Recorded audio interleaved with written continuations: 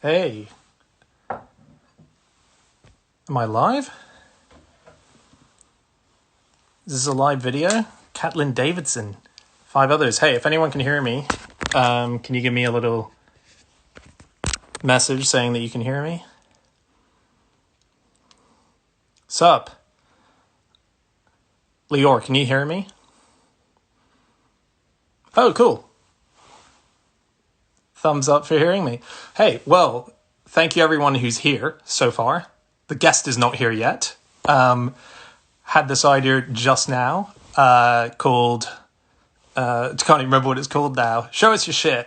Show us your shit. Basically, what I thought is that we're all at home right now. We're all surrounded in the stuff that we treasure.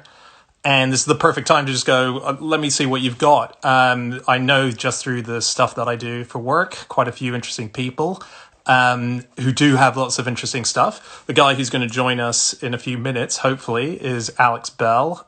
He's one of the QI elves. I guess you may have heard him if you've heard No Such Thing as a Fish. Super interesting guy, super awesome. He's one of my best buddies. And the guy, like me, collects a lot of stuff. Like he's constantly buying stuff, and we're constantly sending each other stuff going, this is on eBay and you got to get this. So, hey, and the whole idea behind this, by the way, is that the comments you guys are doing right now, Joel, what's up, man, is send us questions, send us facts, and we'll talk it through. So I don't know where he is. So before we begin, can I give you guys a recommendation? This is the best book I have read in such a long time.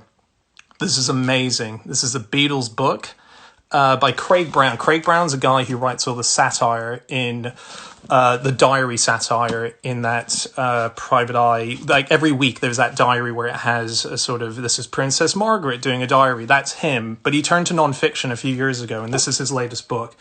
It is unbelievably good. It's so funny. It's so interesting. He wrote this other amazing book called 1-to-1, which came out, oh God, it was like 5 years ago. And this is what turned me on to him. This, if you've not read 1-to-1, this is honestly one of the best books you'll read in a very, very long time. It's these 1001 worded essays where it's an interesting meeting between two historical characters. So it will be Charlie Chaplin meets Gandhi. And then, oh, Alex is here. Okay, hang on a sec. Alex, I guess I'll see him when you guys see him. All right, I'll just keep talking about this book. Hey, Alex. Hey, buddy. Hey, how you doing? Good, man. You're going to have to wait a sec. I'm just in the middle of telling a Sure. story about Sorry this to book. interrupt. Okay, well, do you know this book, 1-to-1 by Craig Brown? Have I told you about this book? I think you have told me about it, but I don't think I was listening at the time. So I'll Okay, listen so again. this is the basic conceit of it. It's called 1-to-1, as in it's 1-to-1 encounters. There are 101 encounters in the book. Each essay of those encounters is 1,001 words. And the first person in the book loops to the last person in the book. So the whole book is circular. So Oh, wow. it opens up with a story about Adolf Hitler almost being run over by a guy who was the son of a British lord who had a lot of friends like Rudyard Kipling and so on. And he knocks him over in Germany. And he knocks him over, but he only hurts his leg. But he later down the line goes, I almost killed Hitler. Imagine how I could have altered history if I'd mowed over Hitler in this moment. And it's this big thing that goes through his head. So that's chapter 1.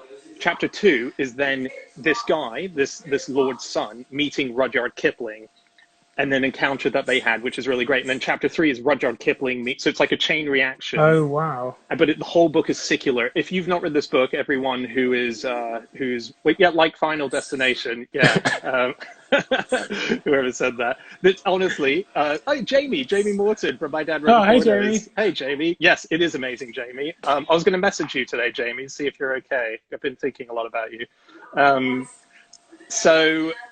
Okay, Alex. Welcome. There's a book. Do you remember there's a book that we found? Mate, I think I have it. I was just doing my first debut introduction Sorry. to this new series. No, what were you going to say? Let's get to that first. There was a book by Richard Curtis, I think, that was called Who's Had Who. That's Yes, a book of every famous person who's had sex with every other famous person, which I have somewhere, I think. I have it as well. If you can find it, show us your shit. Welcome to Show Us Your Shit. Oh, no, I think my flatmates made me put it away because it wasn't pretty enough. So I have that book as well, and the co-author is Helen Fielding of Bridget Jones's Diary. Oh, yeah, that was it, yeah. And Simon Bell, yeah, and they go through history looking at who has shagged who. And it's like along all the the ones we way. know, all the rumors, all the really fun stories. It's a really good book, and also Such a just a good book. crazy book for like how did these people, like Richard Curtis and Helen Fleming, how did they have time to research and write that like in the middle of everything else they're In the doing? middle It's of ridiculous. everything they It's do. crazy that that is a Yeah. book. I think it was pre Bridget Jones for her, but so she had Cause Celeb, I think, out at the time. Anyway, so the opening of the show is book recommendations as a result of your tardiness. What the Sorry, hell were sorry, you? sorry. But this is the book I'm recommending. It's Craig Brown's latest book, One, Two, Three, Four: The Beatles in Time, and it is, if you're interested in writing a book and you want to be inspired by structure and by the density of idea, basically a book of glimpses into moments within their career. But he's done the research that you would never usually do if you were telling a biography. He's found out the surrounding things that the Beatles influenced along the way.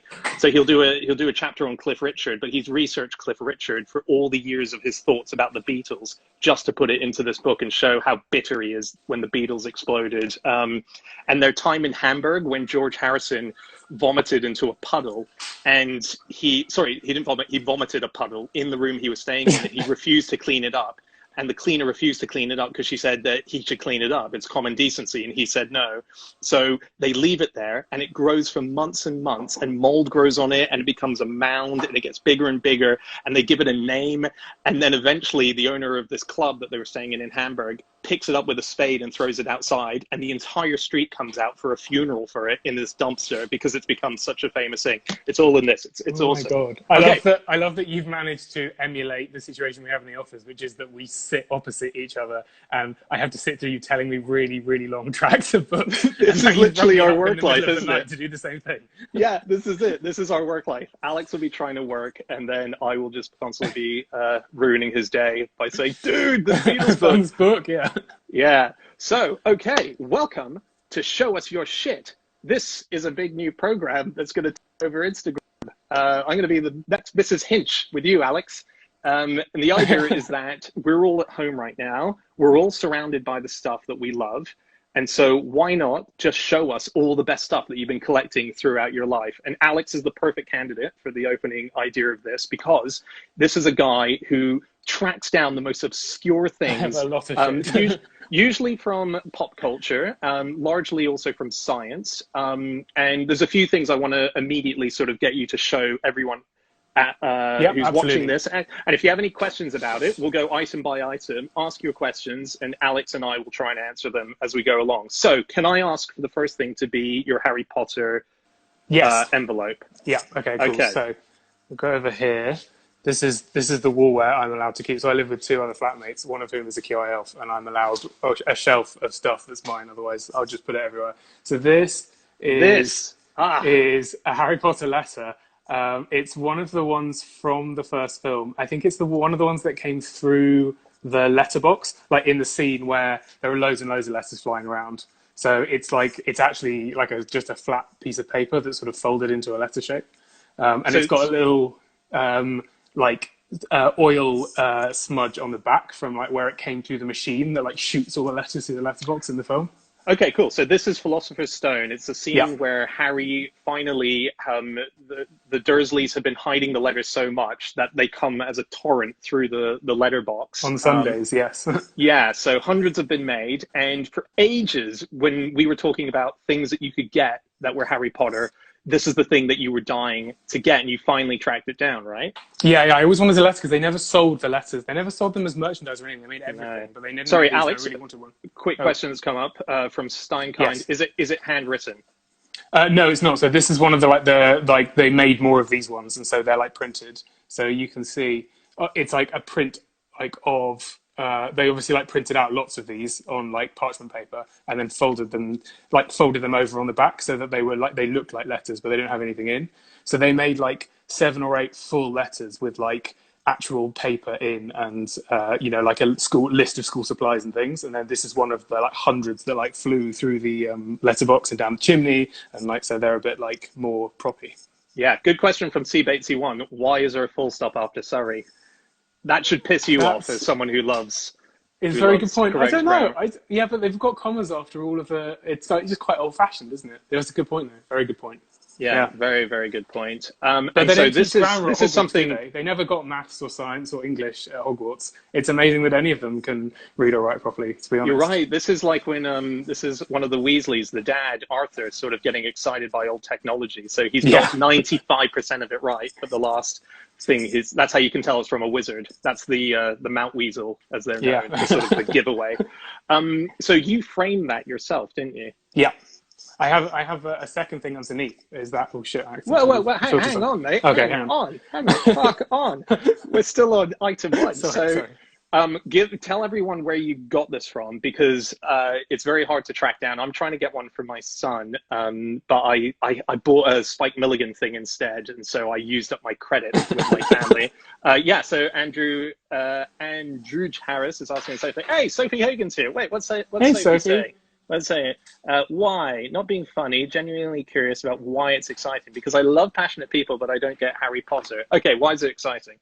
Why is it exciting? It's exciting because if you love Harry Potter, you know it. Like I grew up with it. You will have grown up with it as well, right, Dan? Like it's absolutely. It's the ultimate book that like brought everyone together. It was one of the only books.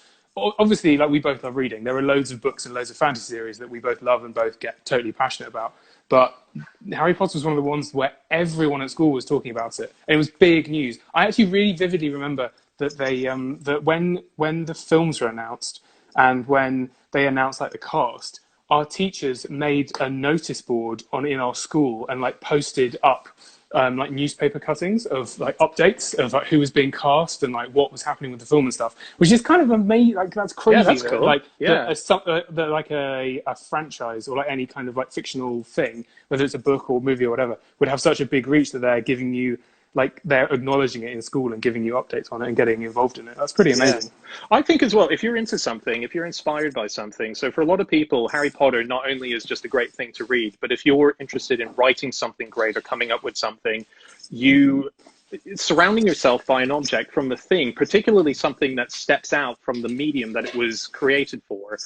I mean, maybe this is where you and I connect on this kind of thing of getting the paraphernalia of movies is you look at that, and every time I see that, I get inspired to go, I want to create something as amazing as that. I want to write something that can spread out globally and have kids going and say, it's just a little... And become part of the vernacular and become a part of everyone's lives. It's like the same thing with Friends or whatever. It's that you've got like cultural references that you can use in everyday conversation with pretty much everyone. And it's like a way of people coming together. But that was all invented. It still blows my mind that everything, you go and like walk around in like one of the enormous theme parks in America, or you go to the studio tour, or you watch one of the films or whatever, or you go back and read the books. All of that came from one woman's brain. Like that's mad. I mean, obviously, it's I know, nuts. Like huge amounts of people, worked on the films and kind of built everything on top of that universe. But the core universe is controlled by this one, in particular Harry Potter. That's what's so crazy, is that it's still like run by this one woman and her imagination, which is just bonkers.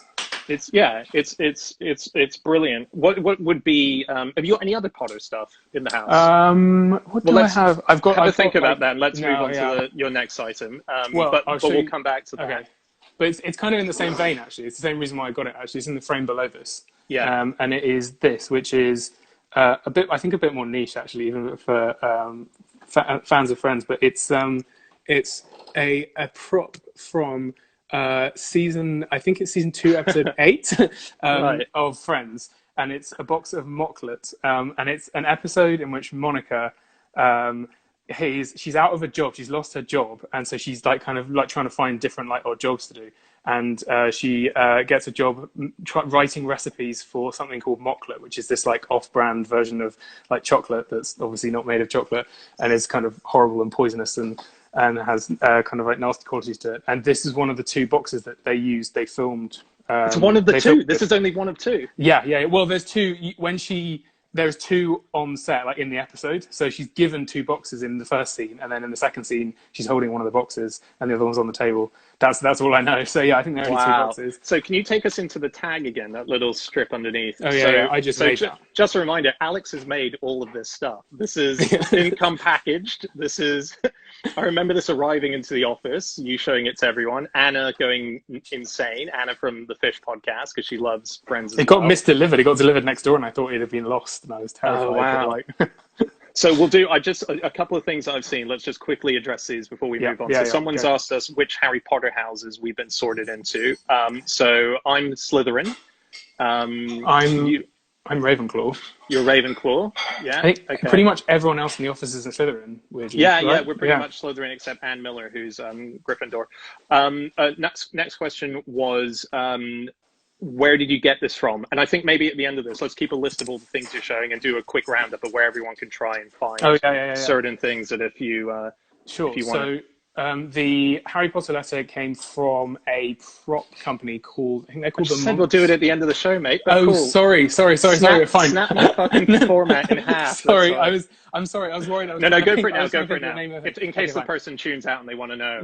Sure. Like, Jesus, I've got to sit well, through this more one, this one came from a company. I think it's called the Monster Company, and they are like the big prop and like memorabilia website in the UK. And they all come with like certificates of origin, and kind of they tell you who it was that stole it from set and sold it to them and stuff like that. And then this one came from Warner Brothers. Did an auction recently of quite a lot of memorabilia, and you could buy things like some of the list that Ross made about Rachel and was it Rachel and Julie, like where he lists all their good and bad points and stuff from the end of season 1, and you could buy boxes of smelly cat litter and things like that.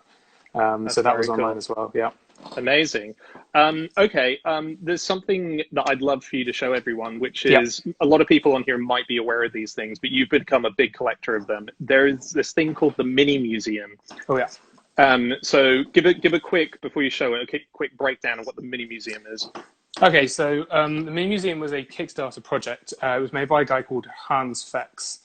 Which is just an amazing name, I think. He sounds like a Bond villain. And actually kind of what he does is a bit Bond villain-esque, because he went around collecting samples of like objects that are culturally huge and scientifically huge, and things that should be in museums. So things like asteroids and moon rocks, or a bit of the Berlin Wall, or a bit of the Titanic, or all sorts of things like that. And he buy them, a small chunk of this and a little bit of that and a vial of this, and he took tiny bits and put them in perspex, and then sold them on Kickstarter, so that you can buy a block of perspex with tiny little bits of all of these things in, and so it's literally like a miniature museum.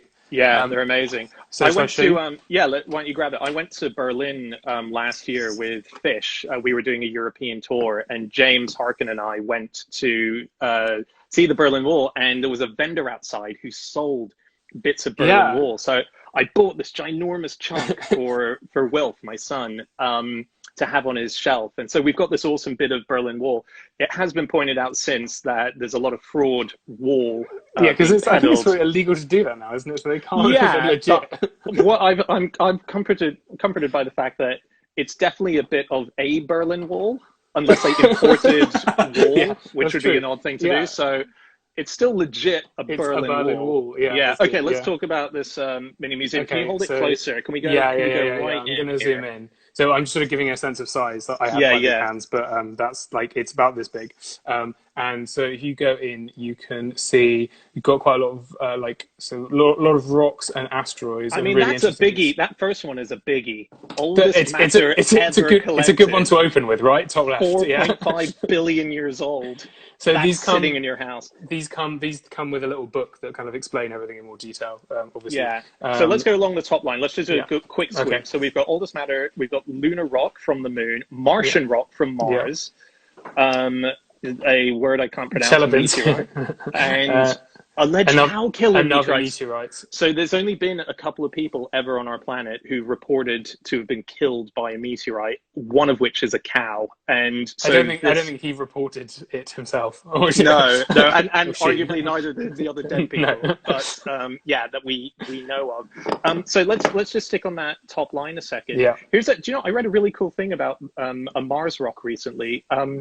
We've sent a Mars rock back to Mars. How crazy is that? So That seems like a waste of effort. yeah. But so this is millions of years ago. A meteorite hit Mars, and it had a huge impact, and it exploded rock out of the atmosphere into space. One of those bits of rocks traveled for thousands of years or whatever it was, circling around, eventually crashing onto Earth, where we found it and went, "This is a Mars rock. It's one of the rare Mars rocks that we have." We then chipped off a bit, and one of the Mars missions that went back to the planet has a bit of this rock now on it, and it's going to crash back into Mars in the next few years. So it's done a round trip. It's probably the only rock in the universe amazing. that has done a round trip. Most traveled rock, yeah. Yeah, exactly. So talk us through either the top line, or if you want to go to the second line. Maybe the second line, because it's all rocks at the top. It's a pretty boring opening line, actually. Conversation-wise. There are 5 of these as well. So yeah, look at that! Oh my god. Okay, cool. All right.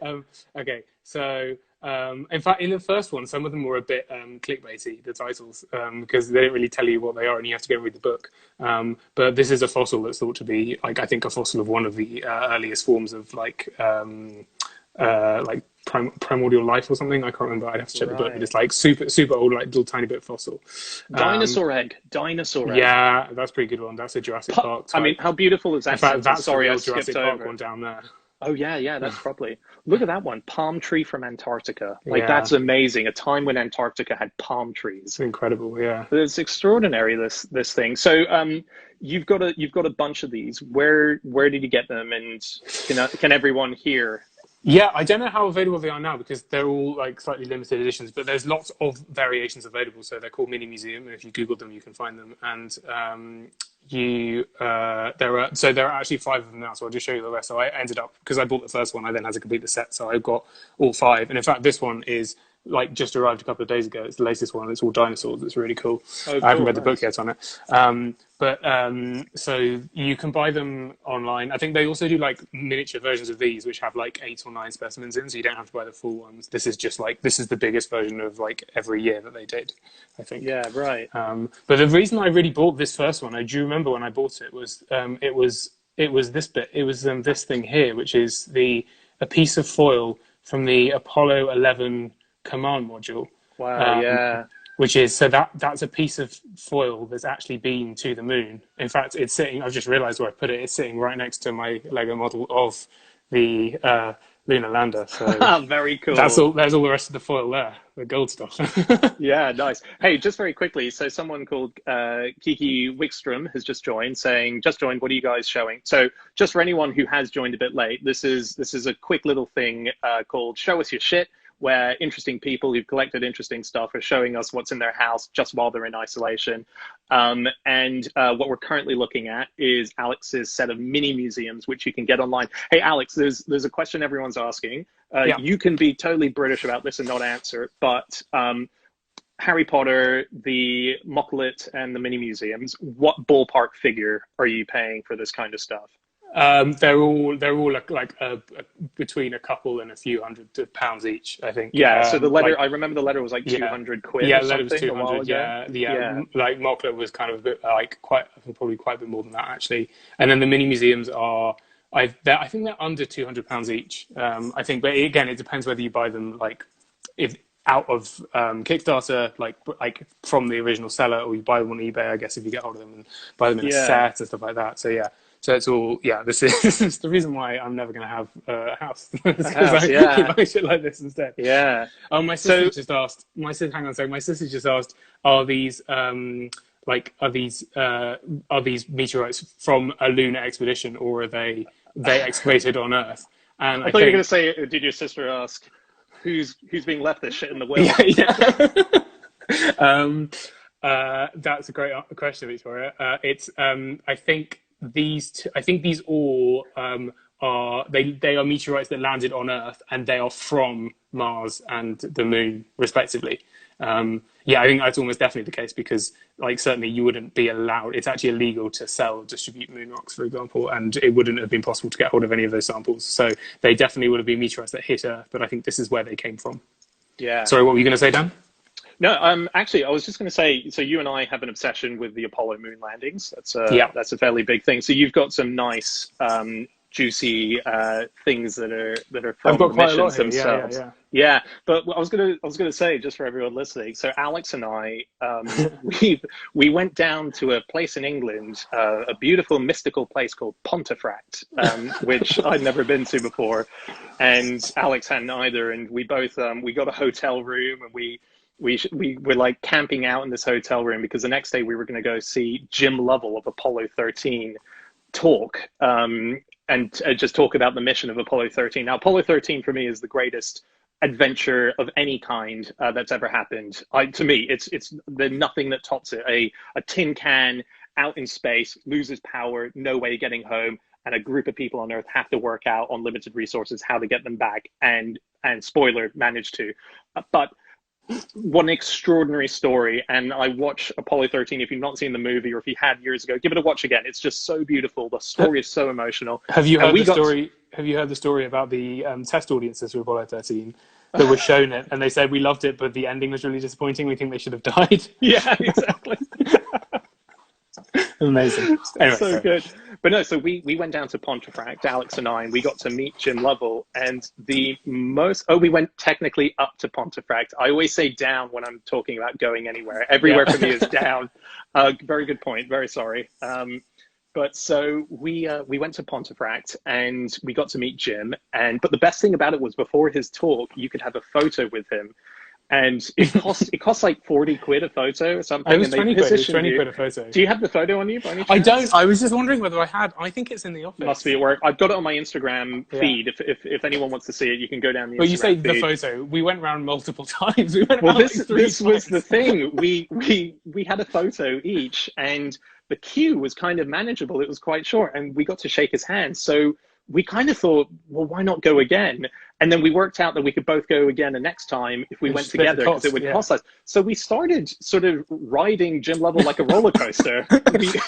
we just kept reappearing. And we did different poses in every photo. Yeah. And it was in front of a green screen. And then in the photo, they put the Saturn rocket in the background, like on the launch pad, so it looked like that you just bought a rocket off him. Yeah, you were shaking hands in front and like pointing at this rocket. Yeah, we've just done a great deal on selling a rocket ship.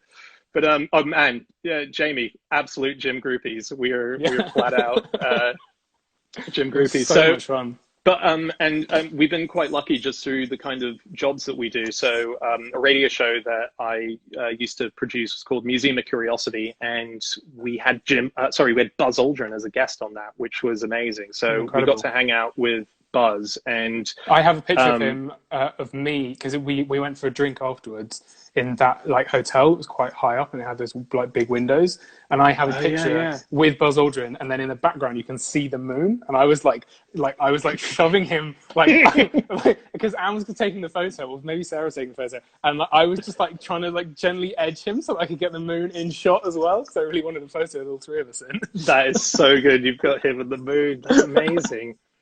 Yeah, he was an extraordinary character. He's got a cool thing that I'd love to see one day, which is when they were on the moon, they so this is a kind of like, one day this will go to auction and someone will have it in their house. It's just a great relic totemy thing, which is when they were on the moon, as they were about to take off, they came back into the lander, and I think there was a situation where Neil and his backpack knocked off the switch. Literally the switch that they would have to push down to ignite off the moon. And so it snapped off. Am I right in saying that? I think so. Yeah. So this was a big problem, because how do you get off the moon if you don't have the switch to do it? And Buzz It's like snapping your key in the ignition. Exactly, yeah. And so Buzz Aldrin had a pen on him, and he shoved the pen inside and he flicked the switch, and it managed to work. So the only reason they got off the moon was Buzz improvised with this pen, this ballpoint pen, and he still has that pen. He keeps it with him, either with him at all times or on his desk. And yes, we mentioned this in the Last Fish episode, actually, weirdly. But it's an incredible story. It's amazing. Yeah. And he was amazing. He has the most, if you ever meet Buzz, the most solid head I've ever seen. Like, it's a really solid. He looks like Buzz Lightyear. Like, he does. In fact, he's got that very big, thick set. It's thick skin. It's like a thick plastic. It looks like a Lego head's just been shoved on him. And he also, when you talk to him, there seems to be a weird 3 second delay before he hears your question and comes up with the Yeah. answer. So like even his face doesn't register what you've said until about 3 seconds after. Do you think the And moon landings were just in real time, and then all of the communication was just him? And maybe that's why the helmets are so big as well, because they just had to fit over his head. And his everyone head else was was like, "It's so roomy in here." yeah, exactly.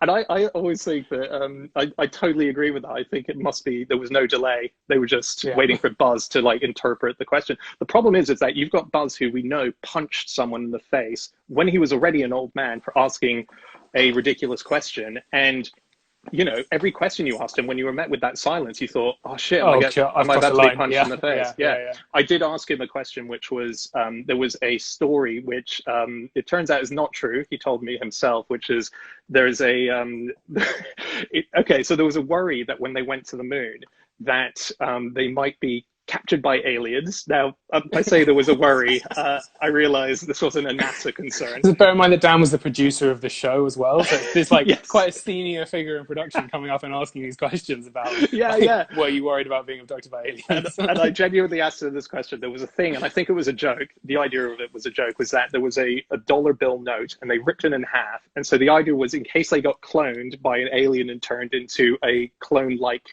Buzz Aldrin, he would have to present the one half of the dollar note, and they would have the other. So they would put it together and go, "Oh, you're the real guy because you have one half and we have the other half." Now, someone very cleverly pointed out that if they were capable of cloning an entire Cuban, would a They little just bit of wouldn't bother paper. to check the pockets. Yeah. Yeah, exactly. But I asked him that, and he said it was not true, and he Shocker. didn't You talk really to got me the for the rest of scoop the there. night.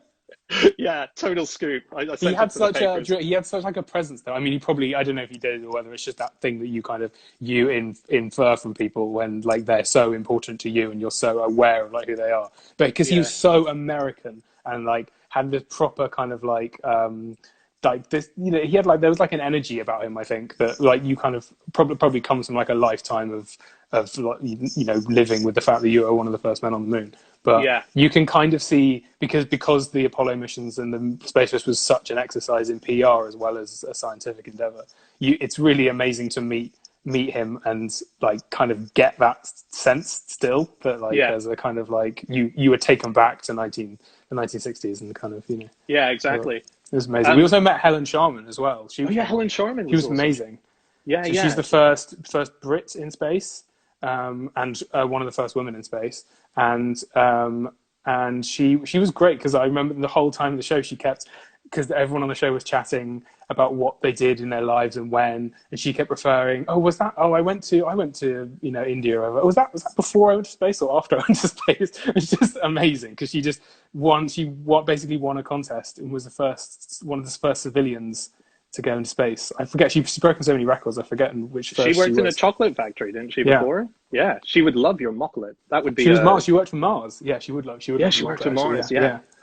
yeah. So just a quick reminder to everyone who's may have tuned in very late. Welcome to this new show. It's called Show Us Your Shit. We're talking to Alex Bell, one of the QI Hello. elves. He is showing us his shit. We've seen some awesome shit so far. So we've seen his Harry Potter letter, the one that went through the letterbox as the Harry Potter and the Philosopher's Stone was trying to get him into Hogwarts when there's that avalanche of letters going through. He's shown us the Mocklet Bar, which is this. It's from Friends, an episode in Friends that Monica had. He's showing us his mini museums, which are these tiny fragments of little bits of the Titanic and the Berlin Wall and Mars rock and dinosaur eggs and so on. Egyptian mummy wrap and Dracula, Vlad III's castle, Transylvanian Alps, London Bridge. I mean, this is just, these mini museums are phenomenal. Coal from the Titanic is one of the ones I love. Coal That's a from really the cool one. Titanic. Yeah. Oh man, it's so so sexy. great. These mini museums, they're awesome. They Human go on brain. and on and on. Maybe we should do the others another time because there's too many. Yeah, there's yeah. too many.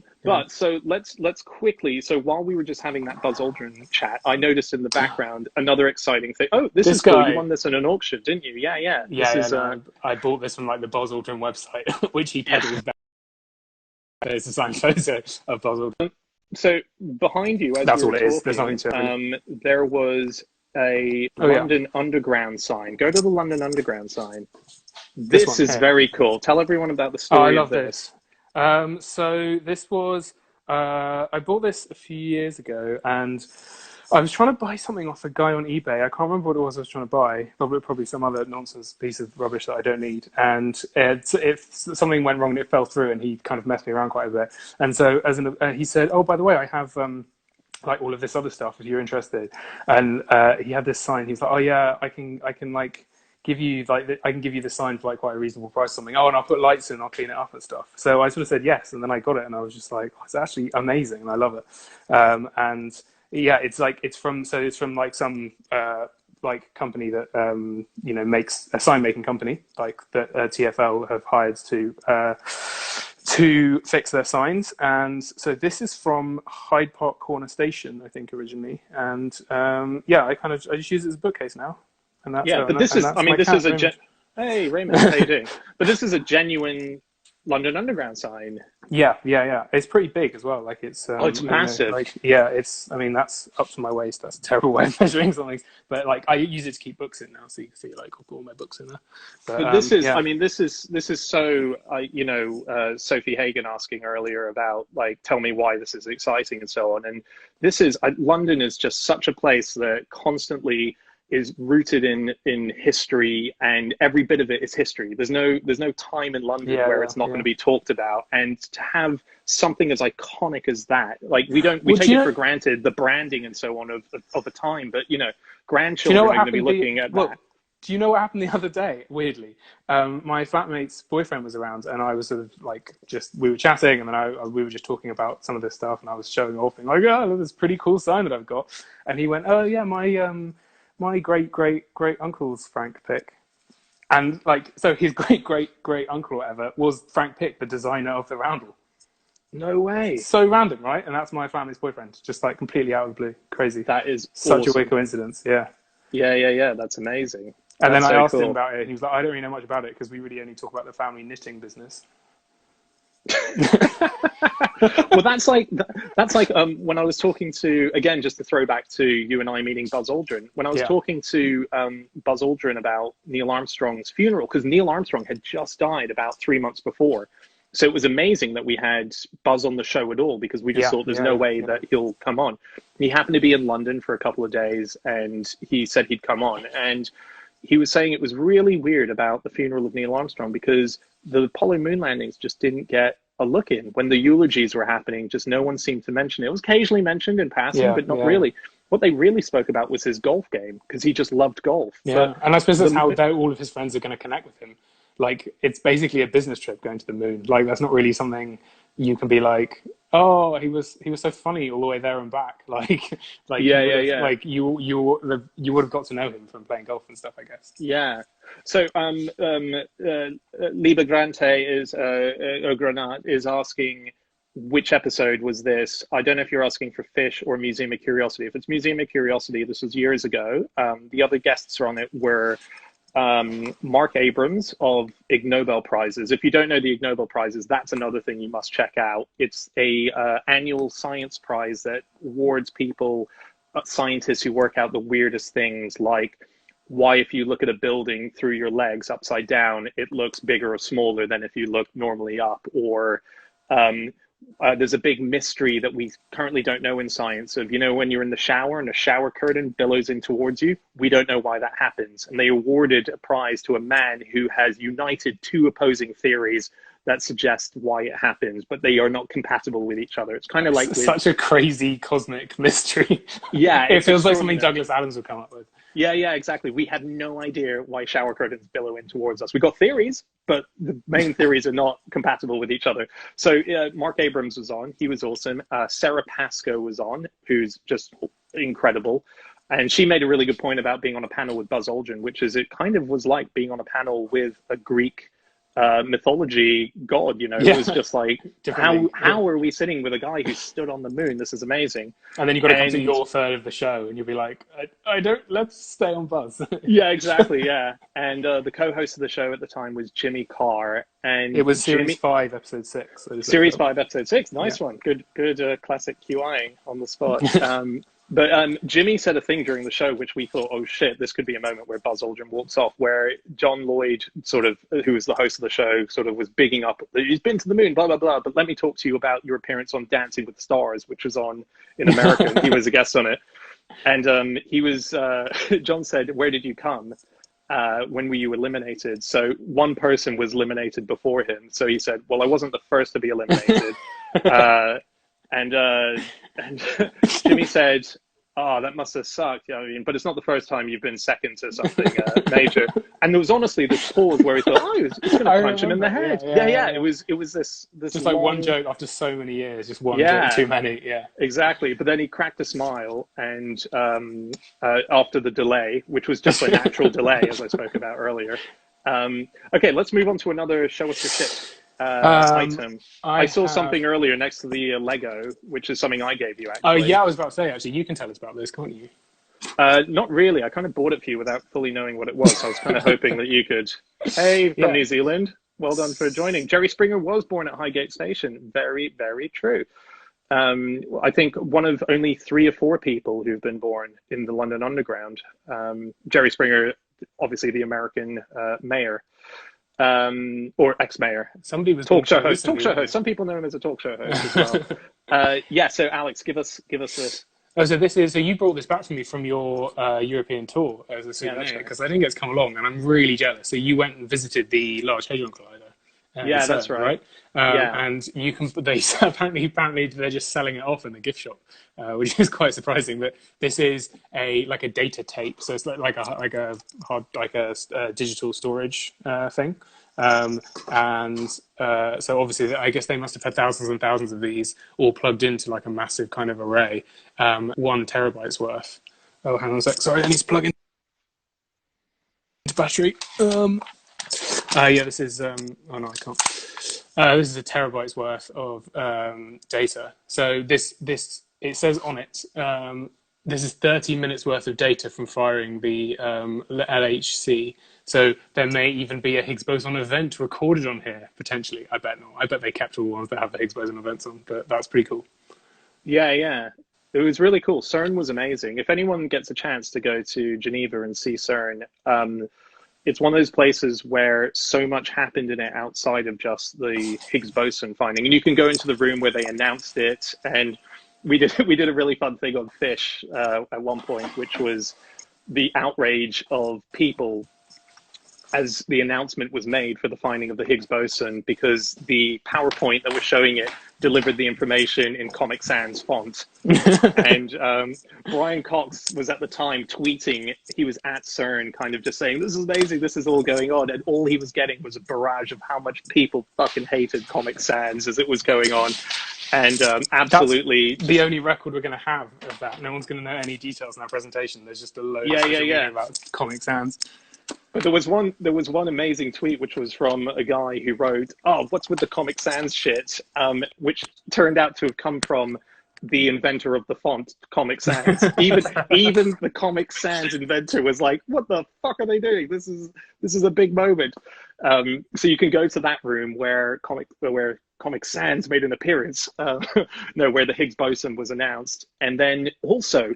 And they tell you this in passing as you're walking along a corridor. They're like, "By the way, this corridor right here, which is an empty space," they said, "this is the spot where Tim Berners-Lee created the World Wide Web. This is right here." And it was basically, they had the idea for it and they were trying to experiment with it, but no one would give up a room because they just didn't think it was interesting enough. So they set up a trestle table out in the middle of the hall. This is like a hall that's on the way to the canteen and so on.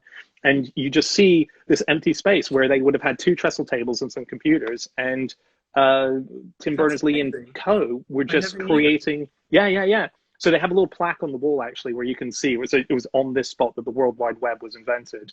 So it's just going to CERN is a phenomenal thing outside of the Large Hadron Collider, which is a really beautiful thing. Alex, everyone's asking about the jar of pasta. What's going on? The jar? Well, I mean, I have quite a lot of pasta. Oh my God! Wow. Okay. All right. Why are we talking CERN?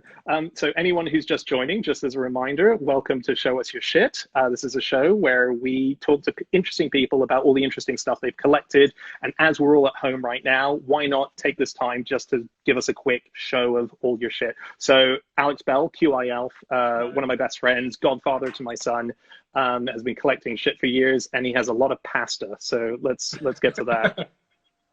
Yeah, no, look, what people want to, I guess, pastas are now a valuable commodity. This is worth more than all of this stuff put together now. It's great.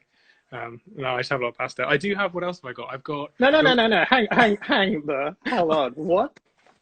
we just got lots of different jars of pasta. I mean, that's just I get that. Why is it sitting next to the CERN data that might have the Higgs boson next to puzzles? The kitchen is here, so I had to compromise. Like, I live with two normal people. You have to remember, well, one QIL and one normal person. So like, some of my stuff has to be normal, and this is the compromise, is that we get half a shelf of nice stuff and half a shelf of Lego and space nonsense and things. Okay. Which is the best pasta? Emma Govan wants to know.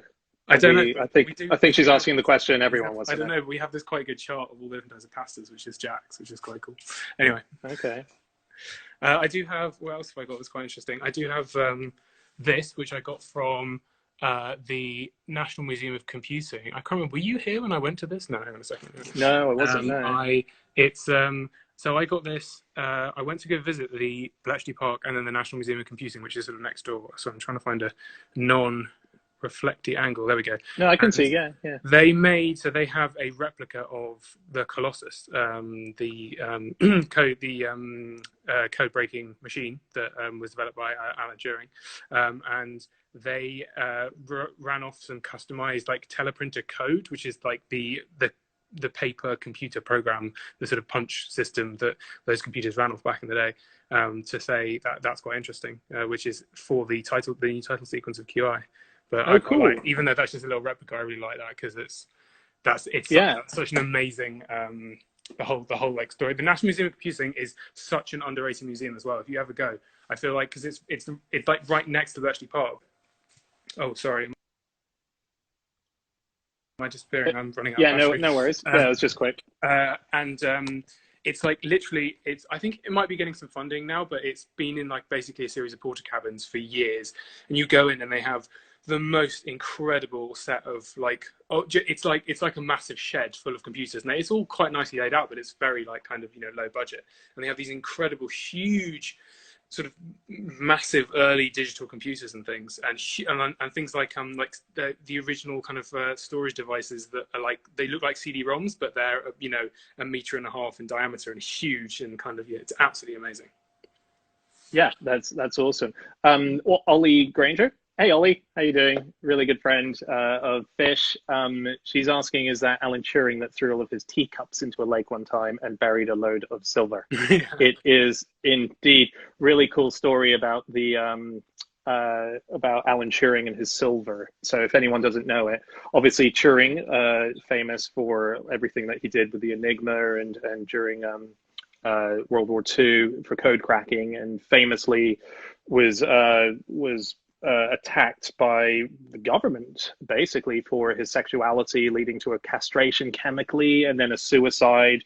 We're not fully sure the story of his death, but he was an extraordinary character. So everyone probably knows that already. This is the really cool story, is that he was so worried at the beginning of the war that he was going to lose all of his valuables that he took everything that was of worth and he converted it into silver bars specifically. And he went out into a field sort of near where he lived, and he dug a massive hole and he buried the silver into it, and then he put the dirt back in, to, as you do if you're hiding something in a hole you dug. And sorry, you're really bringing it to life.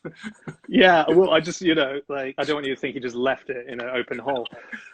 So then he disappeared back home and he made a code of where he found it. So just to remind him in the landscape, he wrote down the details and then he made a code of those details.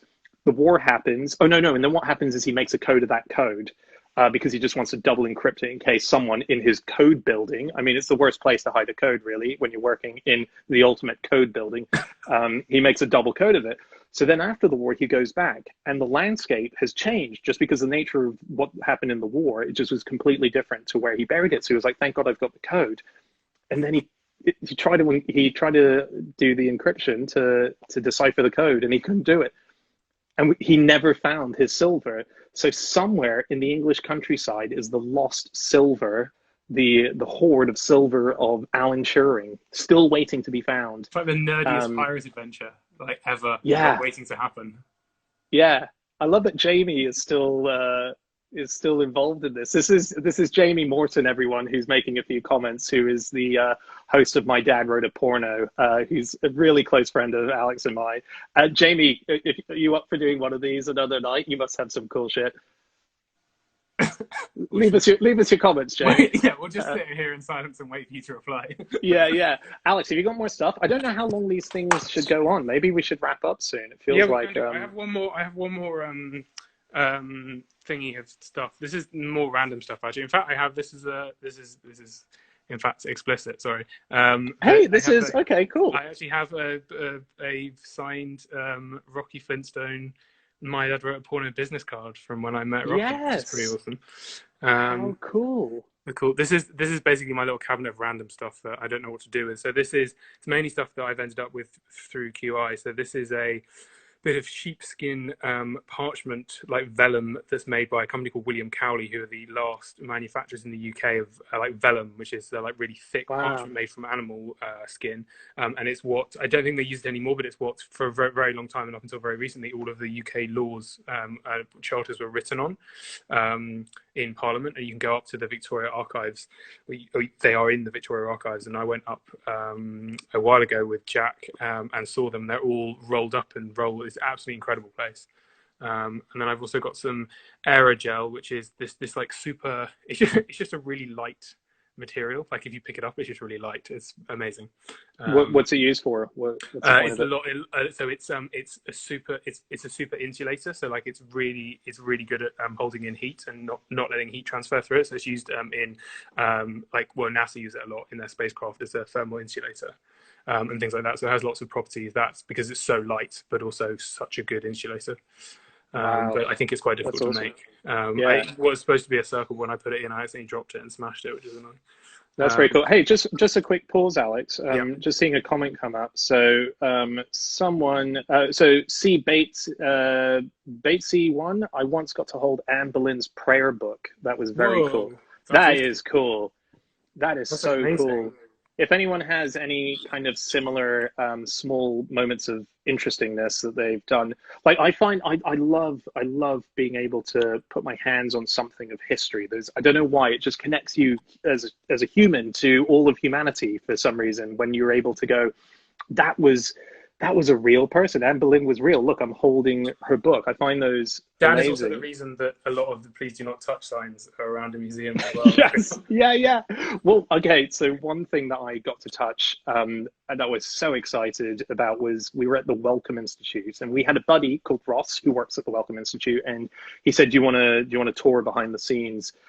This, by the way, is a few people are saying on the questions, like, what's it like to work at QI? Is it fun? This is one of the most extraordinary perks of being someone involved with QI, is that a lot of people who are as nerdy and dorky as you love to invite you and show you things, assuming you're going to say no, in which, most people probably would say no, but for us is heaven. And probably for a lot of you, if you've tuned in now, is similar. You would jump at the opportunity to do things like go behind the scenes at a museum and so on. And the Wellcome Institute. Or there's somewhere really nerdy that you want to go and you can't get into, so you just have to find someone who's a fan of QI who works there who'll let you in. Yeah, exactly. Sorry, I'm just totally going to distract. Someone's saying, can you say hello to my friend Joshua Walsh, who introduced me to the podcast and changed my life? Yeah, of course. Hey, Josh, is he Josh? Joshua? Thanks for changing Alyssa's life.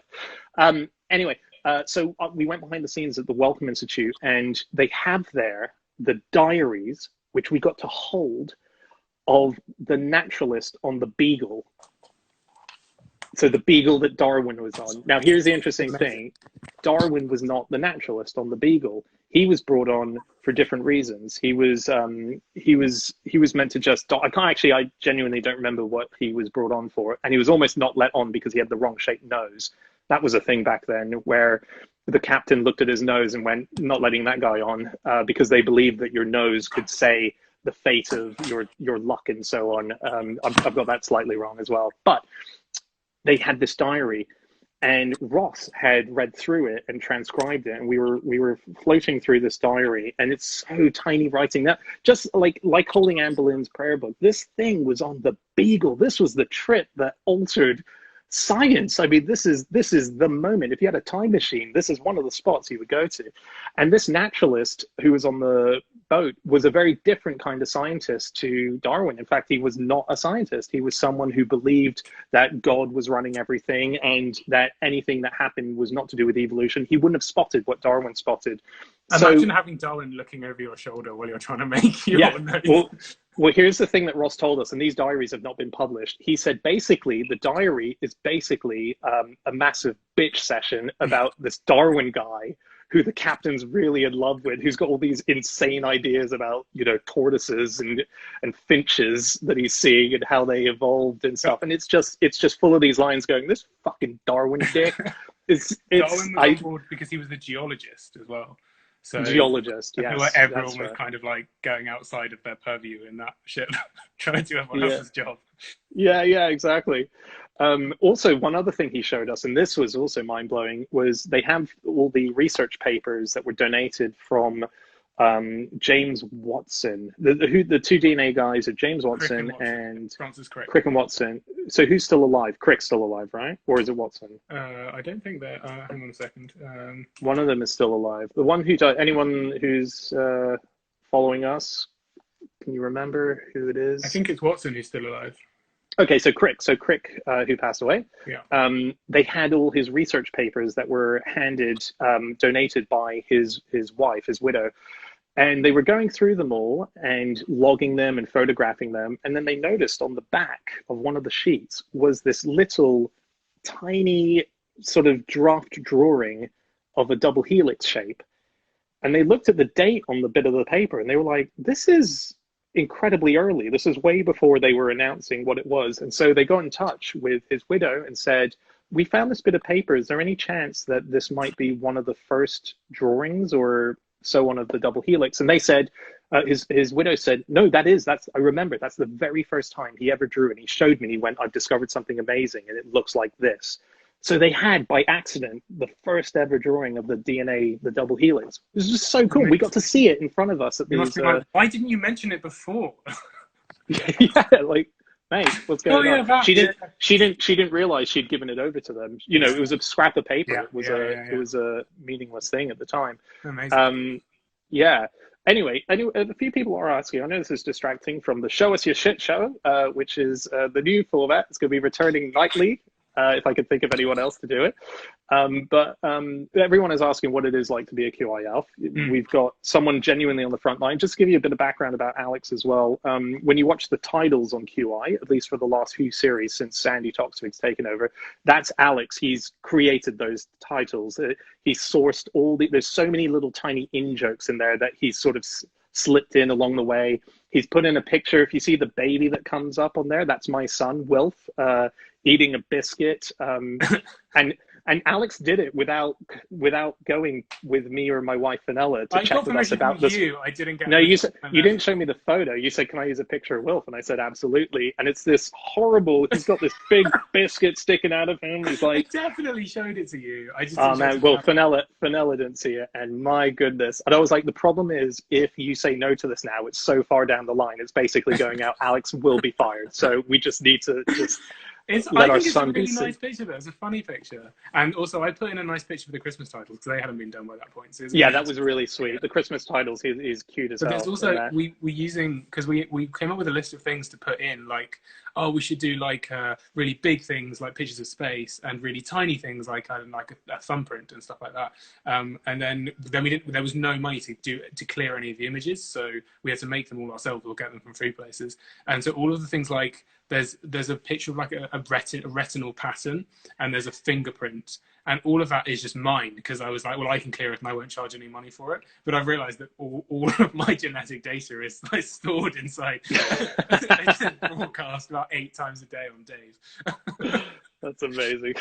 Do you have one last thing to show us on Show Us Your Shit? Yeah, I'm sure. Yeah, hang on a second. Let me go and have a look. So also, I'm going to ask Alex to design a logo for Show Us Your Shit. Oh, yes, that's a good idea. I like how this show is being formatted as it's broadcast, and you were just like, get on Instagram Live and I'll do a show. I know, this was honestly, it was half an hour ago I messaged Alex, or like half an hour before we started. I was in bed laying next to my son and wife, both who were asleep. and I went, "Hey man, are you free in 15 minutes to do an That's how Instagram Graham thing?" Norton started. I remember vividly. Really, he 15 minutes before they launched it on BBC Yeah, Two. He would, He's yeah, just they like, get just me a kept an studio. open slot for someone Yeah. yeah, okay, cool, all right. Well, Okay, that's exciting. Maybe this will grow into that. So this is the last thing I want to show you, and it's mainly because it's not really interesting in itself. It's just that something I picked up. I went to Kew Gardens, and this was just like lying dead underneath the plant, so I just picked it up, and it's like a little leaf from the world's oldest pot plant. And so in oh Kew Gardens, wow, they've got the world's oldest pot plant. Can you see that picture? yeah, yeah. That's a picture of it in the 70s being repotted because it's a huge thing. It's basically a little tree.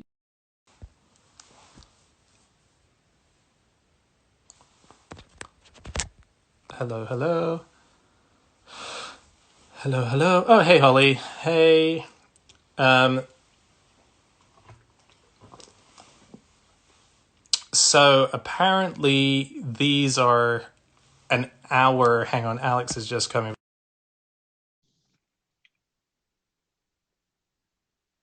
Yeah, so apparently these only run for an hour. I didn't know that. I would have timed Um, it. Hey, dude. Hey, apparently these are only an hour long. So that's how long oh we wow, did. They we cut you overran. off.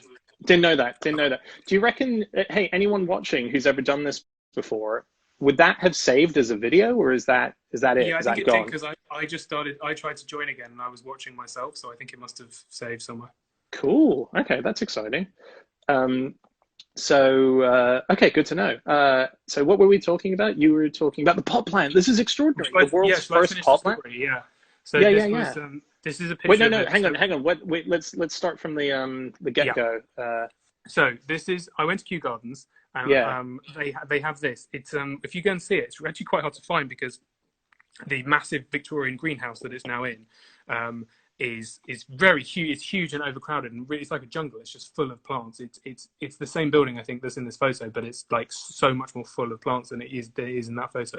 Right. And it's right in the corner, and it just has a little plaque that says "World's Oldest Pot Plant," it is from 1775, and there's a big timeline next to it where you can see all the things that it survived, all the wars and everything like Oh, that, and that's where they so lived. cool. It's really amazing. It's the kind of thing where I want to see a sort of time lapse film from the point of view of the plant of all the things it's seen over the hundreds of years. And yeah, and obviously it sheds these leaves. So I thought it would be all right if I took one of the leaves, seeing as it was lying dead on the ground anyway. It's sitting in. It's technically a massive big sort of crate. And it's absolutely huge, and it's, as you can see, it's kind of grown over to one side really quite like dramatically. So it's got a couple of like sort of like wooden kind of supports and things like that as well. But it's such an amazing like random thing that we Yeah. know that's the world's oldest pot plant. Like everyone has So pot sorry, plants. how old are we talking? 1775. So like 1775. yeah, So yeah. that's before Hamilton. Yeah. But what before Lin Manuel Miranda wrote Hamilton? Yeah, I think Yeah, so. that's before Lin-Manuel Yeah, even had yeah. the idea, let alone the It's a production. really, really long time ago. Yeah, well, I know when Jamie's still, I think, listening to us. Jamie, give me the song 1770. Is it before that? He'll know the lyrics inside out. Um, yeah, that's 1775. Cool. I was so sorry. This just an embarrassing thing that happened when I was in Boston. We last year with Fish, we went to America very briefly, and James Harkin and I were walking in Harvard, and Oh, Dan, we lost Dan, or have I lost you? no, no, I've got you here. 1776 I is think when Jamie's just potentially. messaged. Oh, Oh, are you you back? gone? Yeah, I'm here. Oh Are yeah. you not here?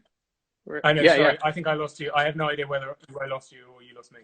Anyway, sorry. yeah, Start the yeah, story yeah. again. Well, Jamie knows it's 1776 was in Uh, Hamilton. Yeah. so this is So a year older. it's a Wow. year older. Whoa. So I anyway, want to see a musical about this plant. That would be so much better. oh man, would that be incredible? A whole musical based on the pot plant and what it's seen through the years. Yeah. And it's always talking about that one year to Hamilton that he didn't get Yeah. to experience. Oh, you missed so much. Oh yeah, no, that was like 1775. That was, yeah, Oh, crazy, it's crazy crazy. year, Yeah. man, crazy. Wow. Yeah.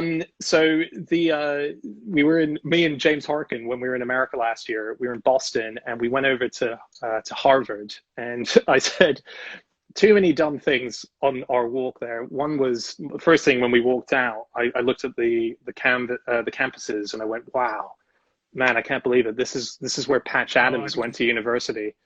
Um, and Patch Adams, if you don't know him, is not someone who's comes first to your head when you think of Harvard. Anyway, it turns out I found out later in the day he didn't even go to Harvard, so that was a pointless thing to have even said. But we were walking to Mark Abrams's house, who runs the Ig Nobel Prizes, who I was talking about earlier. If you didn't hear that bit, head to my story and watch Show Us Your Shit earlier chats. And we were talking about the Ig Nobel Prizes. And so we went to his house. He had this big party there, which was really fun. And on the way, I saw a building, and on the side it said 1556. And it looked like, to me, surprisingly modern. And I was like, fucking hell, man. Like that, how, look at history here. We're here 1556, this Yeah. building was this made. And James looked at me really puzzled, trying to work out if I was joking, which I definitely wasn't. Anyway, what it was the number of the building on the street. So 1558 was just next to it, which I didn't see. And this building was like Nearly definitely walking the other way down, just being like, they're just getting older and older. Getting all the way down to year one. It's like, oh my god, this is a year after Jesus was born. Yeah. But after Jesus was born, so you'll be like, man, the year's zero. Whew, wish you Yeah. were there building in Harvard. Um, so what's your last thing that you're going to show us Oh, okay. It's going to before be we that. head I off? have And by the yeah. way, sorry, Alex, sorry, Mhm. to cut you off. I just quickly, to everyone watching, just out of curiosity, I was kind of thinking of doing this every night with someone different. So give me like a thumbs up or a thumbs down. I don't mind a thumbs down, but like if you reckon this might be something fun to do, I do know some pretty fun people, and it would be cool to see what shit they've got in their house. And I might have to take a break. My wife is giving birth to our second child next Wednesday. So we might disappear for a couple of nights, probably a few more. So this could be a Yeah, very short-lived don't series. do one from the hospital. I don't think it'll go down well. Man, my brother's watching in Australia. And everyone, if you're Oh, hey, following the Bluey. comments, AWC Schreiber, Bluey Schreiber. Oh man, coolest guy in the world. That's so cool. Hey Blue, what's up, dude? And oh my God, Kristen, my old flatmate, who Alex lived in. So Alex is currently living in a flat that I used to live in, although in the same building. He's moved to a different bit of it, but he was in our flat. So Kristen, who is watching this right now, was my flatmate in the flat downstairs in the building that you Oh, yeah, were well, in. welcome back. Kind of. This is Yeah, this is just up to 2 floors, Alex has but everyone moved looks up the two same. It's like floors. it looks exactly the same. Yeah, and check this out, Alex. If Jamie's still on, Jamie Morton, Yep, my he dad is. wrote a porno. Alice Levine of My Dad Wrote a Porno used to live down the road from this building that you're living in as well, but we didn't know each other at the time. This is so uninteresting for everyone who's not this group of people that No, we're talking about. I'm trying to show podcast connections that are You could write slowly. that book. You could write 1,001 podcasters who lived quite close to each other. Yeah, or like the Richard Curtis's Who's Had Who, Yeah. and it's just blank pages. None of us have had none. No, no one has dragged anyone to do with anyone. Um, So yeah. Thanks, Evie. Love the connection. Yeah, and Dan Neeson. Dan Neeson is Dan online. Neeson, hey Dan. Oh, guys, everyone, if you're tuning in, this is getting very exciting on the old comments here. So Dan Neeson is my best friend from school in Australia. He and I lived together in London. There will be a great story I will tell you all one day about when Dan was working for a softcore porn channel and quit and had to hide out in our house for a month pretending that he was somewhere else because he thought he was going to have his legs broken, which was very likely by these mafia-esque people. What was he Sorry, doing Dan, for if them? I hope no one from that porn channel is watching us right now. That wouldn't be good. Anyway, let's get back to your final item. I'm very sorry to Final thing, cut you final off. thing. Okay, final thing is I'm going to go with this. Hang on a second. Can I turn my lights? It's not that easy to see actually, but it's a like record, and it's a record that's actually, if you read the inscription. No, you can't read the inscription because it's too. Oh, there we go. Oh yeah, there we go. Yeah, There we go. you can see that. Yeah, it's a record from the 1950s from the Soviet Union, and it's a bootleg record that was printed on X-ray paper. So it's like literally like the paper. And if you can see, you can actually see there's a sort of this has actually got a bit of a pelvis on it and some of the bottom of a spine.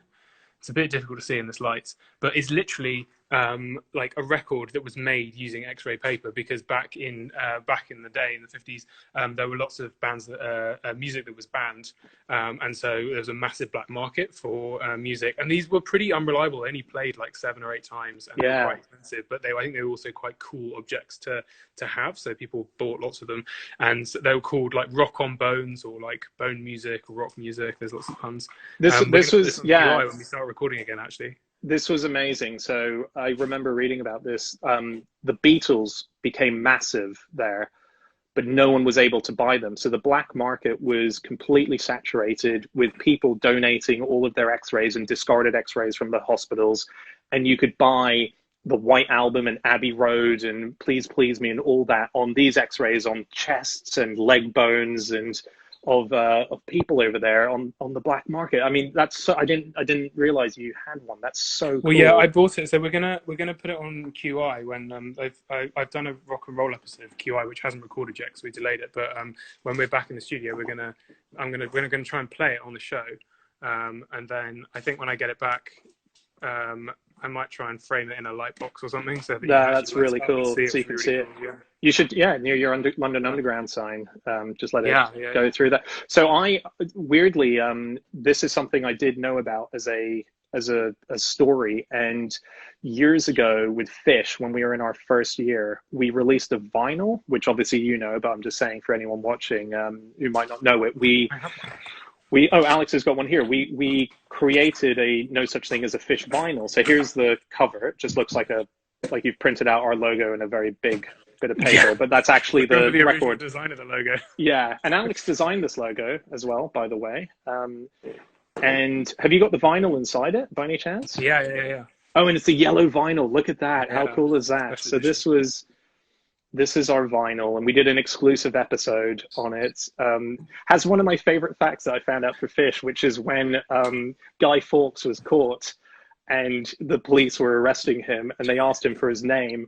He didn't want to give his name, Guy Fawkes, and he freaked out trying to work out what name he could give them. So the name that's recorded as him when they went, "What's your name?" He said, "It's John Johnson." So John Johnson is who they thought they caught on the evening until working out it was Guy Fawkes. But we did that vinyl, and with Alcopop Records, who are a super cool record label. The theme tune for our show, which is by Emperor Yes, and it's called Wasps. Ash, who's my best friend from Hong Kong, it's his record label, and he put us in touch with them. And one of the things that we were going to do with that vinyl was I wanted a special edition, which was release the vinyl on X-rays of us. So let's do a very limited run of pressings of whatever X-rays could be done of the 4 podcasters. Oh, cool. You were going to make a rock on. Yeah. And Jack from Alcopop looked into it to see if it was possible, and we just couldn't do it in time for the timeline. And also everyone else was like, well, we don't have X-rays. How are we going to get X-rays? And I actually do have one X-ray of myself, which was from when I was 15 years old, and it's of my testicles, and I was going to use that. I was going to put out a Fish vinyl. I had like a worrying thing when I was a kid that I needed checked out, and so as a result, I thought it might be a bit like when you photocopy your ass at the Christmas party type deal. Like if you're a doctor, you like X-ray your penis. That would have been so good.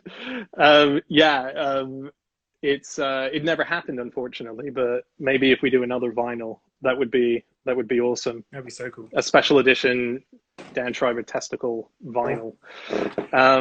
Cool. Okay. This was really fun. I hope everyone watching it found it fun as well. Alex has amazing shit in his house. Really, really cool stuff. We probably haven't seen like even a tenth of what you've got there, but what would be really cool is if I posted just on my on my feed just a little thing saying that we were going to do this tonight. And if anyone can think of anyone interesting who might be good at this, or if you'd like to see more, I haven't worked out who will be next. I know that there's a lot of fun people. So sorry, C. Batesy one is asking who might be good for this. If you can think of anyone, let me know, because they might just be up for it. You never know. We're all at home at the moment. There's a few people I'd love to ask. There's a guy called Craig, who's the editor-in-chief of the Guinness World Records. We became friends recently. I want to ask him because, you know, he must have amazing stuff at his house, right? I bet Jason Hazley, the comedy writer, has some good Jason stuff. Hazley will have fantastic stuff. Jason Hazley, if you guys don't know him, he's a comedy writer who wrote the Ladybird books. You know, those recent spate of comedy versions of the Ladybird books, you know, The Hangover and so on. He's amazing, and he's done really cool things. Like he plays Jason and Joel piano. have written everything. Like they've written all the comedy shows. They've written Mitchell and Webb. They write for Charlie Brooker's Screenwipe. They did Kunk on everything. They run the podcast Rule of Three. They're awesome. So yeah, so Hazley would be amazing. Jamie Morton and My Dad Wrote a Porno. He will be awesome. He says he doesn't have anything. He'll have stuff. He's got cool shit. He'd just be great to chat to anyway. James Harkin is not cool, says his sister, Katie. Hey, Katie. But yeah, James has a lot of cool stuff, but I'd rather get Katie on. So Katie, if you're up for it, that would be really cool. Anyway, guys, this has been really fun. Thank you so much for tuning in. There was way more people watching than I thought. I thought there would be like 3 people, but we're over 100, so that's really fun. And do follow Alex on Twitter. One of the funniest people on Twitter, particularly in this isolation period. I'm going mad. He's going mad, and it's so fun. It's so good. It's so amazing. And he's constantly just not only funny but interesting. And hey everyone, thanks for tuning in. Very cool. So Alex, I'm gonna press end. So do you want to say anything before I do the? Thank you very much for watching, everyone, and thank you, Dan, for having this idea. This is great fun. And cool, man. Fun having everything off. All right, ready? Sweet. Everyone, stay safe. I really hope you're doing well. I really hope all your family's well. It is fucking weird times, but stay indoors, stay safe. We'll get through this. I love how everyone says that. I mean, but it's nice to say it to each other. I can't, you know, who the fuck am I? Jason Hazley wrote the original Remain Indoors sketch from Mitchell and Webb. He came up with that phrase. Now everyone's using it. It's the most high value phrase there is. What do you mean? What do you mean? There's a sketch called The Quiz Show on Mitchell and Webb, which is like a post-apocalyptic quiz show hosted by David Mitchell. And every so often, he says, hello and welcome, and remain indoors. And it's like a sort of BBC show that's being broadcast out as a quiz show, but the whole time, everyone on the show is just saying, remain indoors, don't go outside. They keep flapping up the words remain indoors, and that's basically what's happening in real life now. Cool. Okay, well, we'll get Hazley on. Amazing. All right, guys, love you all. Thanks so much for tuning in. Bye, and maybe I'm going to do this tomorrow night. That's the other thing. I'll do this tomorrow night. I'll find someone. So come back. It'll be 9:45 in the evening when my son is asleep, and let's do it again. All right, take care. Love you all. Bye. Bye.